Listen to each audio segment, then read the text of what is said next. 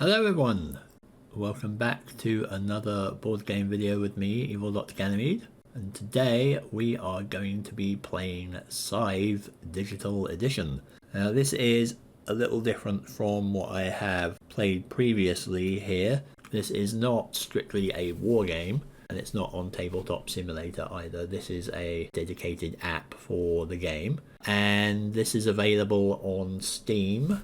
It's currently about $30, at least Canadian, for the base game plus the Invaders from Afar expansion. And that's the only expansion that's available for it at the moment.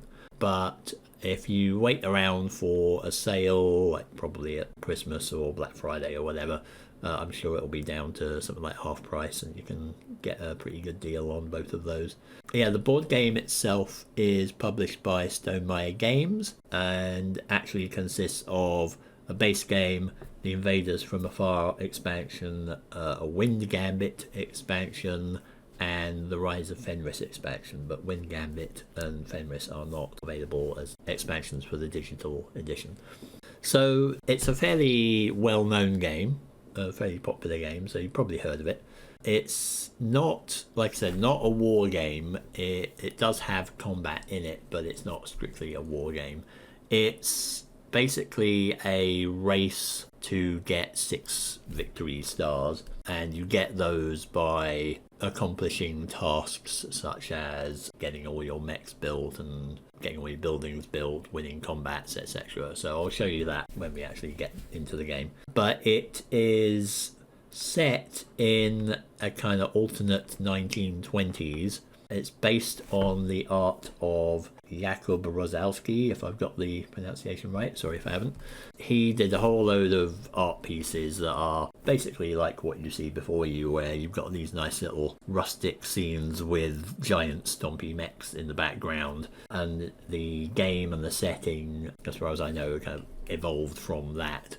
Scythe is very much a 1920s world torn apart by conflict kind of thing, but also with this sort of rural stuff going on. It also has had another game made of it, which is called Iron Harvest, and I think it's a turn-based strategy war game type thing. I haven't actually seen it or played it, but it's definitely the same setting as Scythe, so that might be worth a look at. But this is a digital conversion of the board game. So I will show you what that's like. I will warn you now, I am not very good at this, so don't expect amazing plays. But the nice thing about the digital edition is it does have an AI built into it. The board game actually has an AI, they call it the Automa, which I haven't quite got a hang of playing myself, but the AI in the digital edition, I believe, does not use the same rules as a board game Automa. It's literally just an AI that was made for the digital version. So I won't go into the rules in detail, I'll just get into playing it and I'll show you how it works, but it's pretty straightforward. So let's get going. So I'll get a new game going on here. Now I'll just have a 2-player game, and there'll be me and a bot, and I'll put the bot on the easy level. We have one undo here, which, I'll try not to use, obviously, because in a board game you don't really get to undo your actions, but it's nice to just do that, just in case I do something really dumb, which is very likely. We are adding extra factory encounter and objective cards, so these are just little promo things that they added to the game. There are combinations of factions and players that actually are banned. Even in the board game you can't use these combinations, so we'll keep that ban in there. And for now I think we won't use the expansion, we'll just have the base game, and then you can just see how all that works. So I'm going to play a random faction with a random player mat. The bot is going to play a random faction with a random player mat, and we'll just see what happens and take it from there. So let's go. See what we get. So, oh, good, get the Rustviets. Rustviet Agricultural. Rustviets are essentially the Soviet faction, and they start off with a faction ability that is possibly a little controversial, called Relentless, which lets you choose the same section on your player mat as the previous turn. So we'll see that in a minute, but this is quite the significant advantage, and some folks consider it a little bit unbalanced, but that might make things a little bit easier for us anyway, for demonstration purposes. We have objectives. Both of these are available. We just basically pick one to do, and whichever one we do first, we will have done the objective, and then we discard the other one. We can't do the other one. So control a territory with 9 or more resource tokens, at least one of each type on it at the end of your turn. That seems a little tricky to do. Or control the factory at the end of your turn and have the highest power of any player. Ties are okay. That sounds a bit more doable. And then structure bonus over the tunnels. Number of tunnel territories with your structures on them. And mine does not count as a tunnel for this purpose. Okay, so we're going to build our buildings on tunnel tiles, which I'll show you in a minute. So we are playing as the Rustviets. This symbol is power. So I've got 3 power and 2 combat cards. And then there's the separate mat that is the player mat. So this is a faction. And the player mat kind of dictates the style of play that we're going to be using. So we've got an agricultural one, and that gives us 7 money and 4 popularity to start with. The bot is going to be playing Crimea, so they're on the other, kind of the opposite side of the board practically to us, so that's going to give us a bit of time. But yeah, let's just see how this turns out. So here's the board. There's a factory. There's Crimea. And there's us.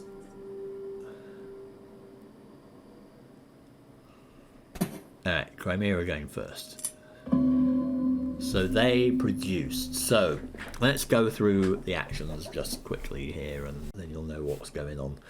Going around the board here, we've got a few buttons up here that just give you more info. So this tells you how to get stars, and stars are the way that we win the game, or we end the game.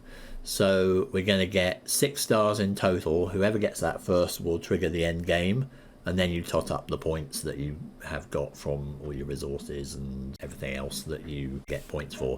So I'll show you that in a sec. So this just tells you what you get the stars for. Then we've got a score summary. So yeah, score is going to be the sum of the coins that you have, which is your money. A structure bonus, which was what we saw earlier. So when we get the structures on the tunnel tiles, which are these things here that have the tunnel icon on them, and the value of every star we earn, the value of every hex you control, and the value of every 2 resources you have, and that's determined by how much popularity you have. So if I have 7 popularity, I will get 4 points for each star, 3 points for each territory, and 2 points for each pair of resources I have. If I have 15 popularity, I'll get 5 points per star, 4 points per hex, and 3 points for every pair of resources I have. So that's how the scoring works. Structure bonus, that just tells us what the structure bonus is. This tells you how many points you're going to get for having that. So if you have 3 structures on tunnel territories, then we're going to get 6 points. These are the objectives that we are trying to get. So again, these are both available. Whichever one we do first is the one that we do, and then the other one we can't do. Recruit bonuses I'll go into later on, but they're basically something that you get for doing one of the actions. These are my mech abilities, so we will be building those big steampunky mechs, and each faction has a different set of abilities, and I'll go into that when we actually build them. And then here's our summary for our faction, so we can choose the same section on our player mat as previous turn. Then we've got the number of stars that we've got up here. I like to do this, where we can just see both factions. So this is me, and this is the Crimean faction at the top here. Can expand this further to go and show me exactly what every side has, but that just seems a bit unnecessary at this point. So the important thing here is this is money, this is popularity, this is power, and this is the number of combat cards that we have. And those are useful things to keep track of. So at the moment, I'm starting out with quite a bit of money. I've got higher popularity, I've got lower power than Crimea, and I do have combat cards and Crimea doesn't, but this will obviously change during the game. Then over here we've got the main map, which you can zoom out of and it'll go into this top-down view, or you can get right up close and you can see all the details. The minis here are the painted versions. You can change that in the option settings, but obviously it looks a lot nicer when they're painted. This is the Crimean faction with their eagle. Each character has a sidekick, like an animal sidekick, and for me that is the tiger sidekick there, and for Crimea they've got a big eagle of some kind there. And these are their workers, the yellow workers, and these are my workers, who are the red ones. In the board game, the characters are plastic miniatures and the workers are little wooden pieces, and they're not painted by default. So the actual meat of the game here, like down here you can see the player mat at the bottom edge here, and this looks different from the actual player mat because they've had to just sort of compress it all onto the screen and, you know, change the interface a bit, but it's basically the same thing. And what happens is you can do either the top action, which is this sort of top half here, or the bottom action, or you can do both, or you can do neither. So you basically can go, right, I'm going to do this, which is a move. You select this thing and it will say, all right, you're going to move 2 units now. And then once you've done that, you can do the bottom action if you have the resources for it. So in this case, the bottom action is you pay 2 oil and you will be able to upgrade your board. And I'll show you that in a second. But you can also just choose to do the move action or the gain money action here and not do the bottom action. Or you could do the bottom action on its own, but that means you can't do either of the top 2 actions in this case. Or you can just do neither of them, which would, you know, obviously not be a great choice, but maybe you'll have a reason to do that. So how the game works is that we are going to use these actions to generate resources or make mechs or power or do anything else, and use those resources to do other things, and that will go towards getting the stars that we need to end the game, and hopefully we'll have enough resources and things to actually win the game, but we'll see. So what we've got here is going to be different for each player. So the agricultural map has this distribution of stuff. We always have the same actions on the top. They're going to be in a different order here for each mat. But the bottom actions are going to have different costs and different gains. So a cost is in red and the gain is in green. So sticking with our upgrade here, we would have to pay 2 oil, but we would get an upgrade and 1 money. With the deploy action here, we would have to pay 4 metal and we get 1 mech and we don't get any money. With build, we would pay 4 wood to build a building, and then we also get 2 money as well. And this is the enlist action, where we would pay 3 food, and we would get a recruit and 3 money. So this is the thing that will get us the big money. On top, we have move, which is moving units, gaining money, which is just you get cash and that's it. We can trade for resources by paying 1 coin and then we get any 2 resources. We can get popularity by paying a coin and getting a popularity. Over here, this is a single action now. We don't have a pair of actions for this. This is produce, which lets us produce on 2 territories, and we have to have a worker on those territories. So at the moment, we could produce on 2 territories, and that will generate that resource. So you can see on the map here, we've got metal in the mountains, we've got oil on the tundra, we've got wood in the forest, and we've got food in the farm, and we've got a village which makes more workers. So wherever we have a worker, we will produce as many things there as we have workers. So if we had 2 workers on the mountain here, we would be able to make 2 metal if we did a produce action on that hex. And then over here, we can either spend the money and get 2 power, which is what we use in combat mostly, but also for a few other things. Or we could pay a coin and we could get a combat card. So yeah, in different boards, the bottom actions here are different in the sense that they're still upgrade, deploy, build, and recruit, but they have different costs and different benefits.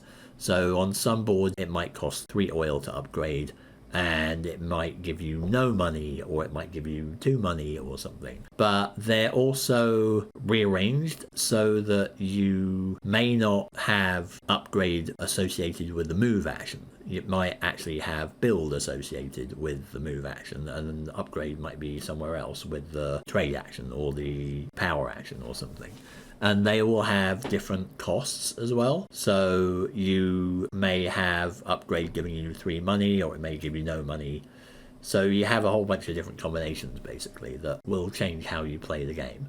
And they're also associated with one of the factions that you'll get. So again, you can use the power of the factions and the mechs and stuff they use with the different mats, and you'll have all sorts of different combinations of things going on. So over here is just the information window, and then over here is the number of combat cards we have. So combat cards have a value of 2 to 5. And there are more 2s than 3s, and there's more 3s and 4s, and more 4s and 5s. And this just tells us what we've got. So we've got 1 2-point card and 1 3-point card at the moment. And then over here is just the info thing. So this is what Crimea does. Their faction ability is that they can spend a combat card as if it was 1 resource. So that's quite useful. They have some different mech abilities as well. And then that's the end turn button, and that's basically it. One thing is that we have a whole bunch of different home bases. You can see the only active ones here are the Russviets and the Crimeans. That's us two. But we have the Nordics, we have Albion, we have Polania, we have Saxony, which is Germany, Crimea again, and we've got Tagawa. So the Tagawa and the Albion factions are from the expansion. Essentially, this is Scotland and Japan, I think. Nordics are obviously Scandinavia, Polania is Poland, Saxony is Germany, Crimea is Crimea. And then in the middle of the board we have the factory, which is a somewhat important location, both in terms of the story and the game.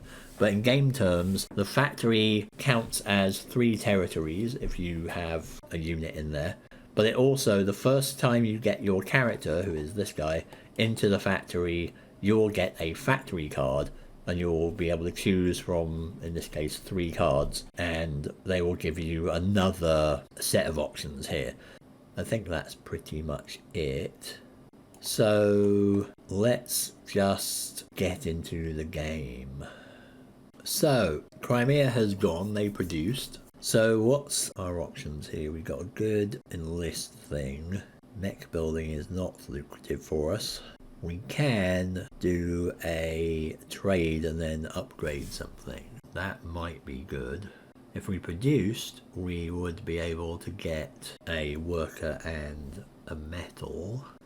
Let's go for a trade, since I do have a fair bit of money. So I'm going to pay some money, and we are going to get 2 oil here. And then that's all we can do, so we're going to end our turn. So trading 2 oil, well, that's a bit there. Right, back to us. Ordinarily, other factions, if they do one set of actions, they can't repeat that set in the next turn. So if I was any other faction, I would not be able to do trade or get popularity or deploy a mech this turn. But because I am the Russviets, I can do that. You know, the reason I was saying that was controversial earlier is that takes a bit of the puzzle out of the game, because you have to kind of plan usually and go, oh, I can't do this again next turn, so I have to do something else next turn, then I can go back to doing whatever I was doing before. But here we don't have to worry about that, and some folks think that makes it a little bit too easy or unbalanced. I haven't played it enough to be sure, but if it does make it a bit easier, then that's going to work well for me here, but we'll see. So what I actually want to do here, though, is a move. So I can do a move and or upgrade. So I'm going to do the move, and we are going to load this up on this worker and move this worker over here. and we're going to move our character over here. So that's our moves, but now we can do an upgrade. So I'm going to pay the 2 oil. So you notice that there's these little cogs around the board. Upgrade is a way to increase what you can do in the top row and decrease the cost of stuff in the bottom row. So you'll see there's these little yellow boxes in the top row, and you can move one of those down to one of these cogs down in the bottom row, and doing that will uncover another thing you can do in the top row. So if I moved this cube from the move action and moved it down to, say, this cog over here in list, I would then be able to do 3 moves, so I can move 3 things instead of 2 things. And then also at the bottom here, this enlist now costs me only 2 food instead of 3. So, you know, you can see there's 6 cubes here covering up the top, and there's 6 things at the bottom here that can be covered up by those later on. And then once we've moved all the cubes from the top to the bottom, that gives us a star. In this case, what do I want to do? I think moving is always fun. And can't change the upgrade, that's always at 2 oil. But yeah, deploying and building require a lot of resources. I think I will go for enlist. So let's move that from there, put it down there, and also gain a coin from that. And that's the end of my turn. So he's producing food and workers. Okay, that's not atypical of the AI. Right, I should probably do something like that as well. I'll produce a worker and an oil. And that's all I can do. Don't have any wood to build. Alright, see, this is a good idea. Because you make more workers in the village, and then you can move them around, and then you can make stuff elsewhere.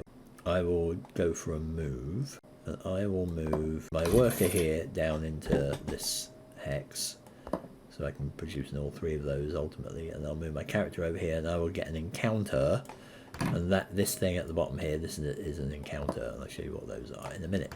I don't think I want to move a 3rd one, ironically, at this point, so we'll end the move. Now, if I was being a bit more efficient about it, I possibly would have done a trader or another produce, and I would have produced another oil and something else, and then I could have moved my character over here, and then I could have done an upgrade as well, but I didn't think of that. Told you I wasn't very good at this. So, let's end the move. Yes, I do. So the encounter reveals a card, and this card will give us some choices here. So we can offer some advice to fix a broken pulley at a defunct mine, which will give us 2 money and 1 popularity. Haggle for some cheap ore from the mine's owner, which means we pay 2 money to get 4 metal. That's quite nice. Or cut the pulley loose without hesitation, pay 2 popularity to build 1 structure. So the way these work is that the top is always something like this. It's like gain money and popularity, or, you know, gain stuff, and that's it. And that's the nice option. The middle option is usually you're paying money to get something. And then the 3rd option is the be an arsehole option, and usually escalates dramatically from the other 2. And in this case, we're just like, we'll just cut the pulley and, you know, wreck the mine, and makes us less popular, but we get to do something cool, like build a structure without having to pay wood for it.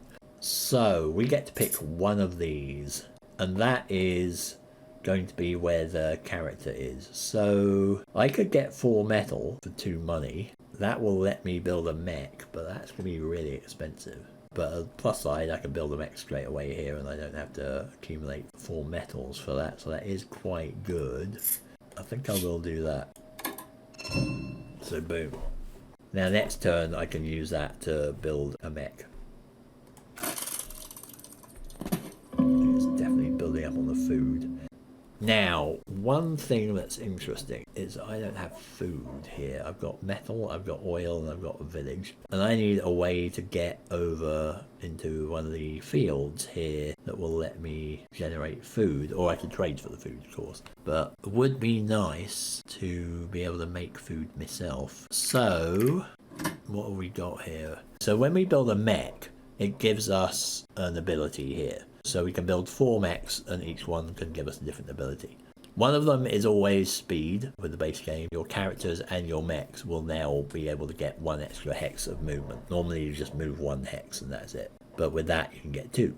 Another one is always river walk, but it's a different thing for different factions. For the Rustviets, river walk lets you move across rivers to farms or villages, so that's good because our mechs can stomp across this river here and they can carry a worker into the farm here or into this village down here, so that's quite nice. The township one is quite nice. Move between any village you control in the factory. So theoretically, if I got that one, I could move my character or my mech straight from here to the factory. Boom. And we've got that. And then the People's Army is in combat where you have at least 1 worker. You can play 1 additional combat card. That's quite nice. But at the moment, we want a movement type thing. I want to say that the Riverwalk thing would be most useful to get if we got the mech, and I think we will do that. So what I'm going to do is I will pay a coin and I will get 2 resources. So I'm going to get an oil here and I'm going to get a food here, and then we're going to use the 4 metal that we just got from our encounter to make a mech, and we're gonna go with the Riverwalk one, and we're gonna put that here. So here's our mech. He's a little boxy guy with literally 2 thighs on his arms, and that is it for me.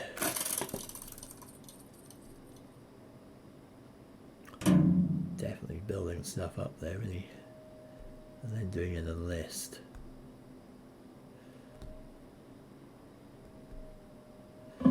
So what enlist does is, that's this action. It lets you pick a bonus, which is what these things are here. For every time that you or your neighbor, in this case the other player, does an action, you will get a bonus depending on what this is. So like if they do an upgrade, I would get 1 power if I had that.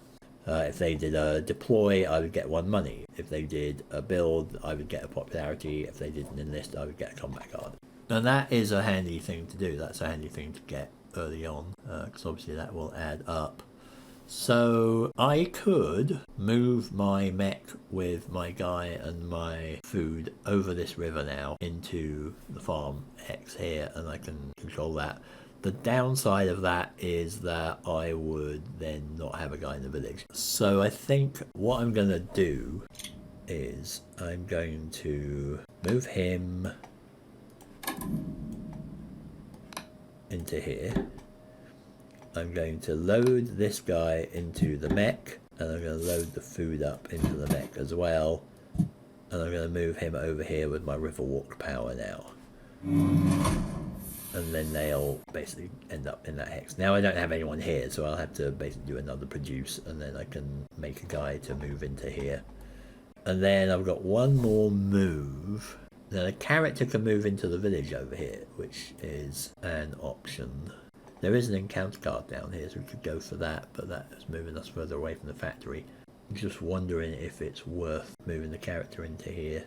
He can't river walk over in here though, because that is a mountain hex. But he can go into the village, so let's do that at least. And then we can do an upgrade, which we have the 2 oil for. So let's get that going. And another good one to get early on, I think, is produce. So let's get that. We can either get another one off enlist here, or we can start on the mech building thing. That would mean that we could enlist straight away. Like, we don't have to produce another food up there. Let's just go for enlist. There we go. He's bolstering, so he's getting power.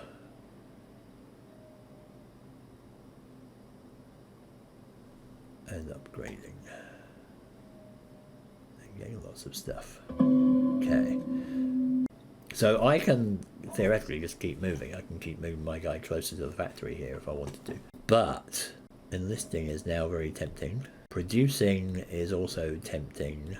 actually, because that would get me an extra guy that I can then move down to here or down to here, and I can just spam the upgrades. But enlisting is kind of good, so let's do that.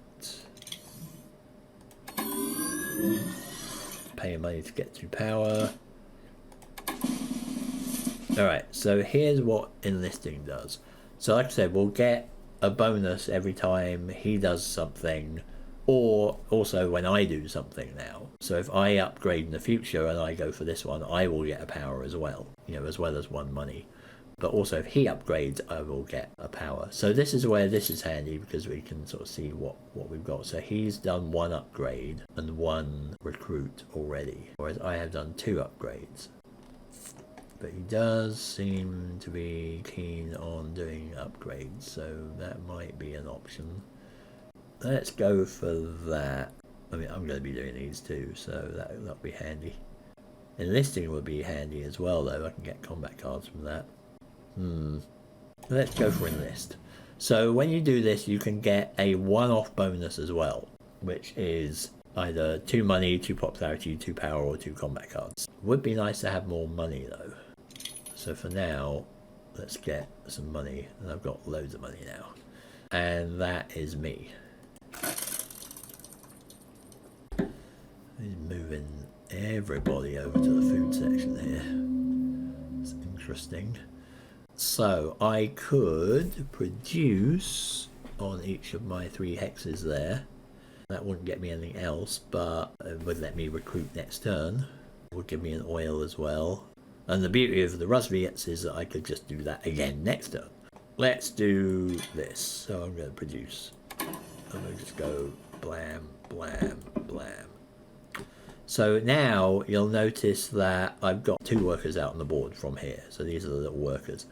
And as soon as I've got 2 extra workers out, now whenever I produce, it costs me a power. If I get 2 more workers out, it will also cost me a popularity. And if I get all 6 workers out, I will get a star, but I will have to be paying a power, a popularity, and a money to produce. So that gets more expensive. And I don't have any wood here, so I'm done. He's bolstering. Interesting. And upgrading.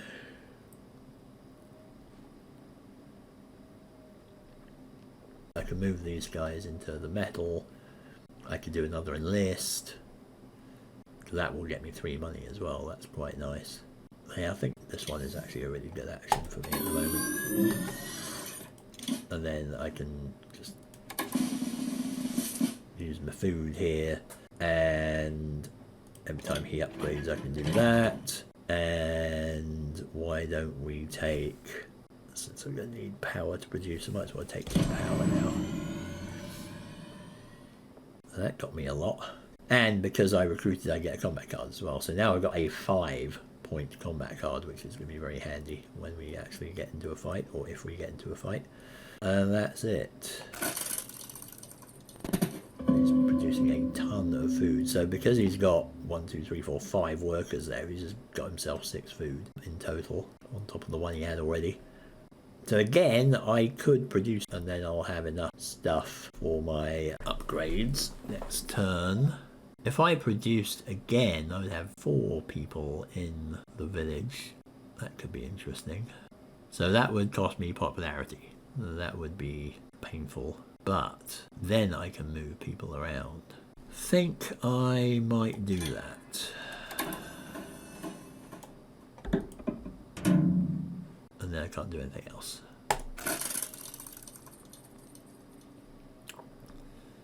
He's upgrading, but I'm going to get a power for that.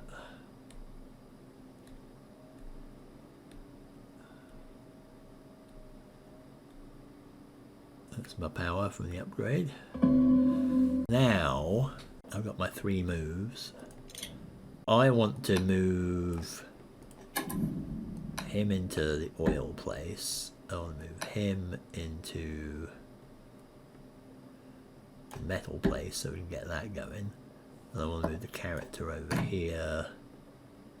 Yeah, I want to move the character over there. I could move him down there to get an encounter, but That would have made him further away from the factory, and I want to get into the factory soon. So we'll do that, and then we can upgrade.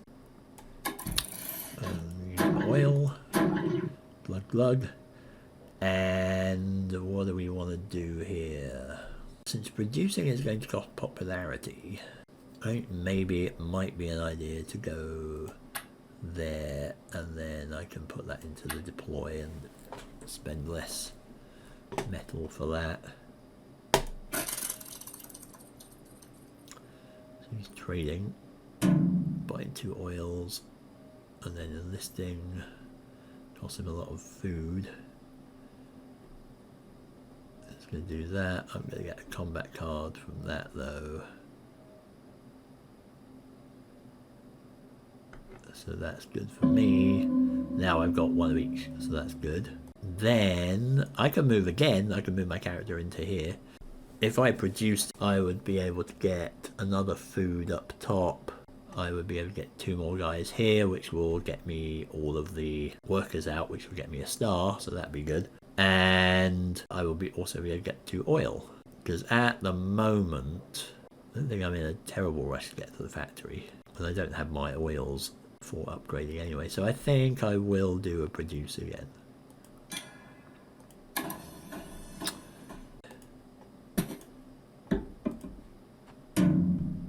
Alright, bang, there I've got a star because now I've got everything out. But now, whenever I produce, it's going to cost me a power, a popularity, and a money. He's bolstering his power. Doing another upgrade, which gives me more power, which is good. So I'm going to have to bump my popularity here at some point. But first, let's do a move. I'm going to definitely move him into there. I'm going to move one of these guys into here, maybe 2 of them. So I'm going to do this. I could move my mech back into there actually. Yeah, let's move the mech back in here. We will move one of these guys over here. Then later on I can spread these out. And then we'll move the character into the factory. Right, so the factory, we get 3 random cards, we get to pick 1 when I move my character in there. And then when my opponents move their characters into the factory, they get to pick from what's left. So I get first dibs here. We've got pay 2 money, but we get a recruit action and a power, and then we get a double move. We've got pay 1 popularity to gain a recruit, or pay 1 popularity to gain an upgrade. That's expensive. Like, popularity is quite important. I mean, you don't want to be just spending that willy-nilly, unless we've got a surefire way of getting it. And the other option is pay 2 money and get a mech and a power. So get a recruit and a power, or a mech and a power, but it costs 2 money. It's pretty easy for us to do this one, and it only costs us a food to get a recruit, and I don't think I need the power quite so badly. This one seems a bit too expensive for me because I've not got a lot of popularity, and while it is nice to just be able to do an upgrade or a recruit, those are fairly easy for me to do already. But this one, pay 2 money to get a mech and a power, sounds more appealing. It's expensive though, and the problem is that I don't get any money for building a mech anyway, so I can't offset that. So they're not great, really, but I'll take this one. So now over here you can see we've got this extra action, which is where the factory card went. So I got this as an option as well as these. And then I'm going to do my upgrade here. So let's plug. And now we have an option here to make this as cheap as it's going to get, which will kind of render this a bit moot, to be honest, but I mean, I don't think any of those cards were really great for me. Let's do this. So now every time we bolster we'll get 3 power, which is going to be handy. It's making a hell of a lot of food. So we could still use this. We could, instead of having to blow a produce action to get, or a trade to get 2 metal now, I could use this, spend 2 money, which I've got, and build a mech, which will be one of these, And being able to zip to the factory would be nice. But speed is also good. And also with the factory you get the double move. And that's interesting because I think that would mean that if I did get the speed mech, then I could instantly use the double speed on it as well. So the double speed for the characters and the mechs means that they will move 3 hexes instead of 2, because you double their normal movement, which is 1 hex, to get 2, and then you get the speed, which is +1. So it's not, you don't get 4 hexes. So that will make me particularly zippy. The interesting thing about Township though is that any village you control and the factory, so if I get here I could just use that as like a tunnel from the factory to the village. So ordinarily these tunnel spots here, these are the tunnels, you can go into this hex and then move into any of these other tunnel hexes directly. But this essentially makes a tunnel from the factory to any village I control, which is like this one at the moment. I could control this one potentially. But the speed is quite nice. Let's do this. Let's put that there. And then we'll double move. Well, he can move down there, so let's do that. Oh, we'll load him up with workers, because I don't need them over there anymore. We'll put them over here and offload them. Can I make a move? Oh, I can move him further. Oh, okay. Well, I could move him up to here actually. Get the mech into the factory and he can defend that. No, I don't. What is my objective? I have the King of the Hill one. I've got controlling the factory at the end of the turn and have the highest power of any player. This is a nice thing about the digital version of the game, because it does remind you about these things, and I've completely forgotten about that. So yes, I will get that. So I got 2 stars. Wow, that is a lot of food. So you're enlisting, so I guess I'm getting a combat card. Nice. I probably would like to get people in the woods to make some wood. Do need to get stuff though. Do I want to pay that? I guess I do.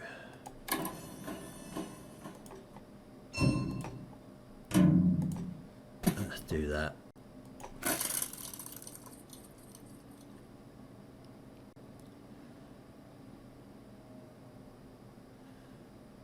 Doing more upgrading. I'm going to get a power. That's nice. Okay, so now, I mean, I could get popularity here and then I can get another mech, which would be nice. Or I can do another upgrade. I can move people around as well. See, he's ramping up his power as well, though. Maybe I should do that. Bolster. And then enlist with that, and I know I should probably get this, but nobody seems to be building at the moment, so we'll do that. But I can get some popularity from that, so let's do that. I've got a lot of stuff, and then that is it. Let's try to get to max power first. Because I was going to say, if he enlists, I get a combat card, don't I? He's going to get power. He's got that first. So he's got a star from that. Oh wow, he's got that. What did he do? Oh, he's got all of his recruits as well. That's really annoying. So he's got 2 stars in one go, which is pretty impressive. So what am I going to do? If I upgrade, I'll get a power, so I'll get a star anyway. So that might be something worth doing. And I can move. Yeah, and do that. So I'm going to move one of them into there. Move the mech into here. And then let's put one in there, and we'll put him in there. There we go. And then we'll do the upgrade. And the upgrade will get me a power, which will get me that 3rd star, and we can start putting that into build. And I've got the achievement arm to the teeth. So that's got my 3rd star. But you're going to upgrade as well. This would get me another power. So we are maxed out on power here. And he's only got 1 territory. He's just in that little yellow square and that's it. So I don't know what he's playing at there. Now what was I going to do? I could get my 4th star with getting an enlist. I've got 1,000,000 combat cards as well, so I could crush him in combat here, and he hasn't got anything. I don't have oil for upgrades, but I could trade for that, because that's actually better than producing, because I'm going to lose money and popularity and power if I produce. I could gain 2 popularity and get a mech. That might be nice, and that will offset that. So if I get 2 popularity and get a mech, gets the township one, and I will put that here. Sure, why not? That's good. What are you doing? Oh, now you're building your mechs. Okay. He's got the river walk. So now he's going to be moving these guys around a bit, I think. He's got 3 stars. How did you get the 3rd star? Oh, you've got all your upgrades. Alright. It's just ahead of me slightly. I just have 1 upgrade to do as well here. Let's do a move. May not be the most efficient thing, but I can move him there via the tunnel. So I'm going to do that. I've got a mech guarding this already. I can move 2 spaces with a mech, right? So if I load one of these up into here, I can go over there, which is a forest, and unload him. So I've got 1 guy here, 1 guy there. I think that's actually okay. I don't know if I really want to do anything else at this stage. Although, actually no, I'll move 1 over here. Alright, now my encounter. Ooh, I love this one. Observe a childhood game of war. Fine. Toss some coins to the kids on behalf of your faction. Or cut down the tree to signal the end of the Age of Innocence. Which is like, that escalated rapidly. But I don't think I want to do that. I mean, it's tempting to get forward there, but pay $2 to get 3 popularity though. That is quite nice. I think I like that. Because that gets me well into the middle tier. Which means I get more points for everything. And I can't do an upgrade because I don't have any resources. So I think that worked out there. He's moving everything. Oh, everybody is moving into that hex. Okay. That was emphatic. This is the thing now. If I get into a combat with him there, I would crush him. I would also lose a lot of popularity though. So the way this works is that I would get into a combat with him. I would move a character or a mech into this hex. We would have to allocate up to 7 power and then spend a combat card. And whoever has the highest total wins. And if you're the attacker, then you win on a tie. But the problem here is that if I was to do that, for each worker he has in that hex, they're all going to be driven back to their home base by the combat. And every worker driven back to the home base costs me 1 popularity. So that is not a good thing to do for me. I would lose a lot of popularity if I did that. Even though I would gain a lot of resources, it would just not be worth it. So he's safe for now. I could trade for 2 somethings, like metal or oil. And then that would let me either have the oil available for an upgrade straight away, or build a mech. And building a mech would get me a victory point, which is nice. So maybe I'll do that. Build that, do that, get my last one.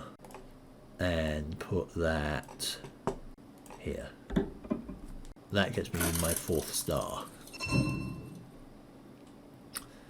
He's deploying as well. He's giving himself speed. That gets me a money. Which is nice. He's got a lot of money.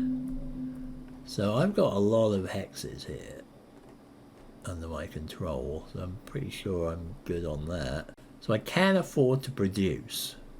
I need to start building buildings really, which is why I would like to produce.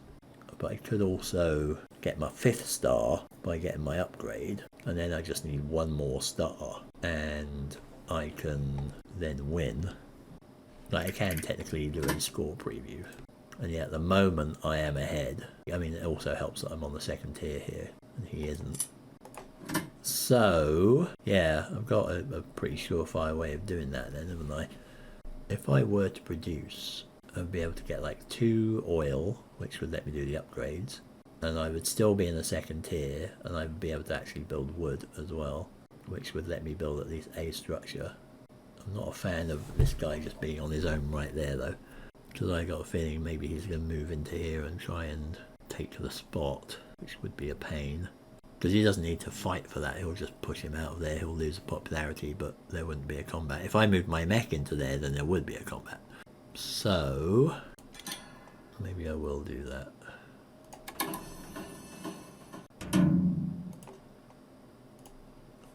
And that's it. Where are you going now? Oh, you're going over there. Why are you doing that?